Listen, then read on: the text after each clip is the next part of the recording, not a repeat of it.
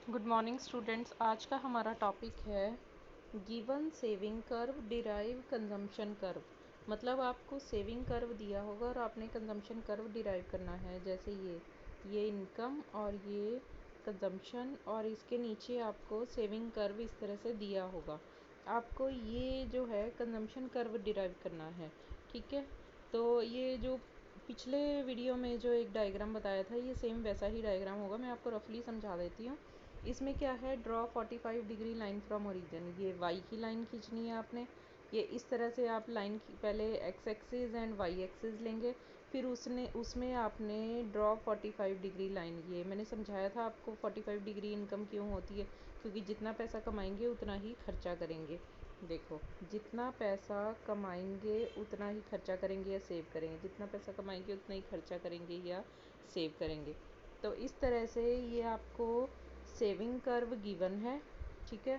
इसके ऊपर बनाना होगा आपको कंजम्पशन कर्व। सबसे पहले आपने वाई की लाइन खींचनी है 45 डिग्री की। उसके बाद गिवन सेविंग कर्व, ये सेविंग कर्व आपको गिवन है ऑलरेडी। फिर take O C is equal to O S. ये जो ओ एस है, ओ एस मतलब सेविंग का है, इसके ऊपर आपने इतना ही गैप छोड़ के यहाँ पे ओ, ये ओ है और यहाँ पे सी ले लेना है, ठीक है। O C is equal to O S मतलब यहाँ से जो लाइन जाएगी, ये जो डिफरेंस है, ये वाला डिफरेंस और ये वाला डिफरेंस बराबर होंगे। अभी आपको मैं दूसरे डायग्राम पे भी समझा देती हूँ, लेकिन इसको रफली ड्रॉ कैसे करना है ये बता रही हूँ। फिर उसके बाद यहाँ से परपेंडिकुलर यहाँ तक खींचना है। Draw perpendicular from B1 to intersect 45 degree line.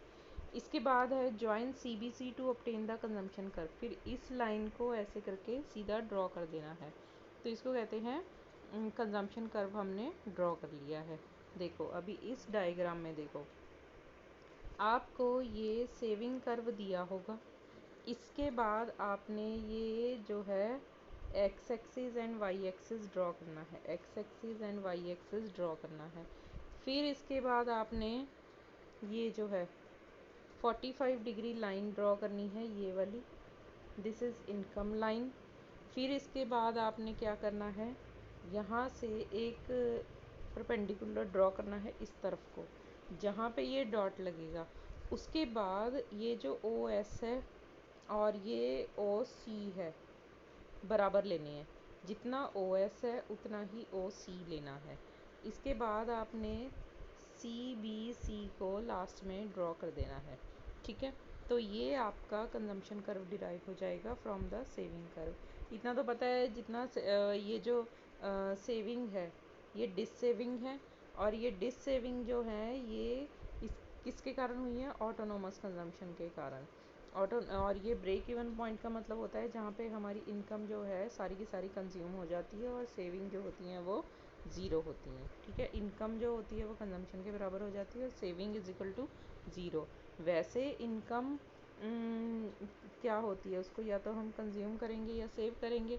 जब हमारी सेविंग ज़ीरो होगी, सेविंग इज़ ज़ीरो, तो इनकम कंजम्पशन के बराबर हो जाएगी, तो वो ये वाला पॉइंट होगा, ब्रेक इवन पॉइंट कहते हैं। ये पेपर में आया था क्वेश्चन, ठीक है।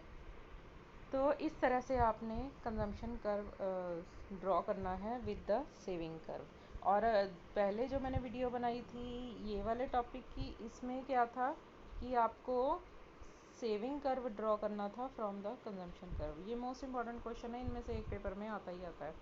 इसके बाद है इन्वेस्टमेंट। इन्वेस्टमेंट का मतलब होता है creation of new capital assets. जैसे 10 मशीनें पहले से लगी हुई हैं, 4 मशीनें और लगा दी, तो जो एक्स्ट्रा 4 मशीनें लगाई हैं दैट इज़ कॉल्ड इन्वेस्टमेंट, और जो 10 मशीनें हैं उसको हम कैपिटल कहते हैं, ठीक है। और इसके बाद है इंड्यूस्ड इन्वेस्टमेंट। इंड्यूस्ड इन्वेस्टमेंट का मतलब होता है जो दूसरों से या खुद से ही प्रेरित होकर की जाती है इन्वेस्टमेंट। कि जैसे हमने 10 मशीनें लगा के बिज़नेस शुरू किया था, बहुत अच्छा चल रहा है, प्रॉफिट भी हो रहा है, तो उस प्रॉफिट से मोटिवेट होकर हम और 4 मशीनें और लगा लेते हैं कि अपना बिज़नेस का स्केल बढ़ाते हैं कि और सेल बढ़ जाए और प्रॉफिट हो जाए। तो that is called induced investment. अपने आप से या दूसरों को देख के कि भाई इस काम में तो बहुत प्रॉफिट हो रहा है, हमें भी ये काम करना चाहिए, तो that is called induced investment. कि दूसरों को या खुद के प्रॉफिट से मोटिवेट होकर हम इन्वेस्टमेंट जब करते हैं, मतलब अपने बिजनेस स्केल को बढ़ाते हैं। इसके बाद है ऑटोनोमस इन्वेस्टमेंट। ऑटोनोमस इन्वेस्टमेंट का मतलब होता है नॉट इंड्यूस्ड बाय प्रॉफिट। ये प्रॉफिट से मोटिवेटेड नहीं होती है और ये गवर्नमेंट करती है। गवर्नमेंट का काम तो होता ही है दूसरों का भला करना। तो गवर्नमेंट भला कैसे करेगी? एक तो जीडीपी में इंक्रीज़ होगा जब गवर्नमेंट इन्वेस्टमेंट करेगी, और दूसरा लोगों को नौकरियां मिलेंगी। तो गवर्नमेंट इन्वेस्टमेंट कर देती है, जैसे माना स्कूल खोले गवर्नमेंट ने, उसमें लोगों को नौकरियां मिली, तो गवर्नमेंट ने इन्वेस्टमेंट की फॉर दी वेलफेयर। एक तो लोगों को, बच्चों को शिक्षा मिल रही है, ऊपर से लोगों को रोज़गार मिल रहा है। तो इस तरह से जो प्रॉफिट के लिए नहीं की जाती है वो इन्वेस्टमेंट जो होती है ऑटोनोमस इन्वेस्टमेंट कहलाती है। इसके बाद है x anti saving. X anti saving का मतलब है planned saving for house holds. मतलब जो हम लोग जो घर में रहते हैं, लोग जो अपने पैसे की बचत करते हैं, वो इस साल कितना, इस अकाउंटिंग ईयर में कितनी बचत करने की प्लान कर रहे हैं, that is called x anti saving. इसके बाद है एक्स एंटी इन्वेस्टमेंट।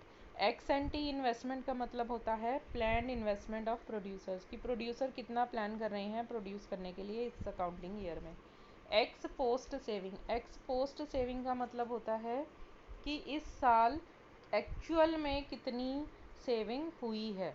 और एक्स पोस्ट इन्वेस्टमेंट का मतलब होता है actual investment for the producers, कि प्रोड्यूसर ने इस साल एक्चुअली कितनी इन्वेस्टमेंट करी है। Full employment.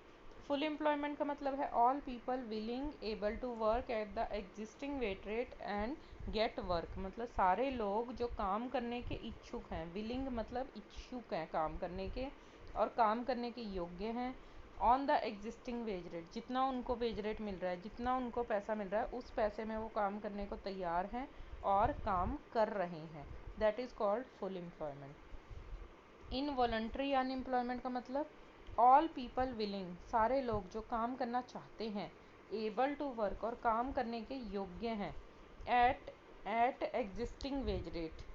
ठीक है, ये एट है, at existing wage rate do not get work. मतलब जो लोग काम करने योग्य हैं और काम करना चाहते भी हैं, जितना भी उनको पैसा मिल रहा है, चाहे उस काम को करने की मेहनत 1000 रुपये की है लेकिन उनको 500 रुपये मिल रहे हैं उस काम के, वो उस पर भी करने को तैयार हैं, लेकिन फिर भी उनको काम नहीं मिलता, that is called involuntary unemployment. इसके आज के लिए इतना ही काफ़ी है, फिर नेक्स्ट टॉपिक नेक्स्ट वीडियो में करेंगे।